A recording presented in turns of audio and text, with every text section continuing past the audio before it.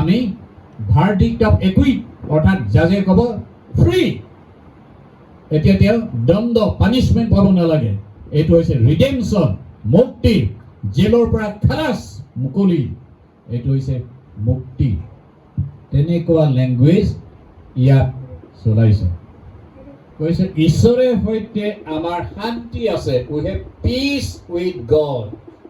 Piece মানে এইটো শান্তি মানে খালি মনৰ শান্তি নহয়, পিচ।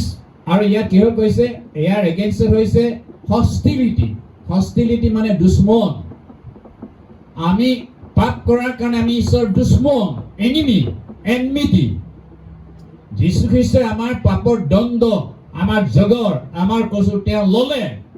গতিকে যিটো এনমিটি মানে ঈশ্বৰৰ লগত মানে শত্ৰুতা, দুশ্মন, সেইটো গুচি গ'ল।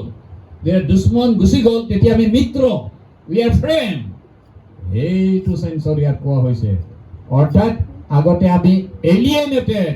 আদম হাৱাই যেতিয়া পাপ কৰিলে, ঈশ্বৰে নাখাবা বুলি ক'লে, এডেন বাগিচাত শয়তানে ফুচুলালে, ভুলালে, খালে, আৰু ঈশ্বৰে বিচাৰ কৰিলে, হে আদম তুমি ক'ত? Adam where are U?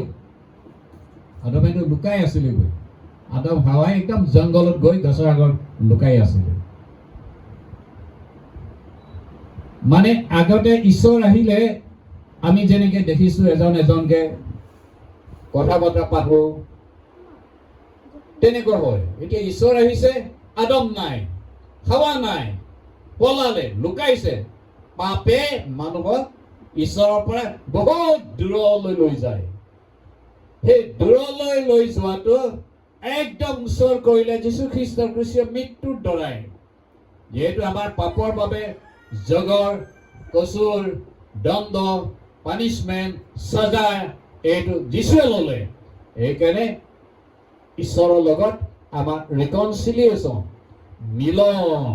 সেইকাৰণে আমি ঈশ্বৰৰ সন্তান, চিলড্ৰেন অফ গড আমি হ'ব পাৰিলো।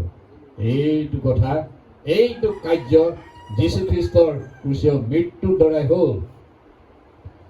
যি অনুগ্ৰহত থিৰে আছো, বিশ্বাসৰ দ্বাৰাই তেওঁ সেই অনুগ্ৰহৰ ভিতৰলৈ সোমাবলৈ পায়। এইটো আমি অলপ বুজিবলগীয়া আছে। এইটো এক্সেছ বুলি কোৱা হয়, এক্সেছ, এক্সেছ টু গড। এইটো লিটাৰেল চেন্সত এনেকুৱা কথা, আগৰ দিনত যেতিয়া ৰাজা থাকে, কিং, যেতিয়া ৰাজাক যেতিয়া কোনোবাই লগ কৰিবলৈ আহে, কিবা আহে, তেওঁ চিধা চিধা লগ কৰিব নোৱাৰে। আপুনি চিফ মিনিষ্টাৰক এনেই গৈ লগ কৰিব নোৱাৰিব, আনকি MLA কো এনেই চিধা গৈ লগ কৰিব নোৱাৰিব। আপোনাক চিনাকি কৰি দিয়া মানুহ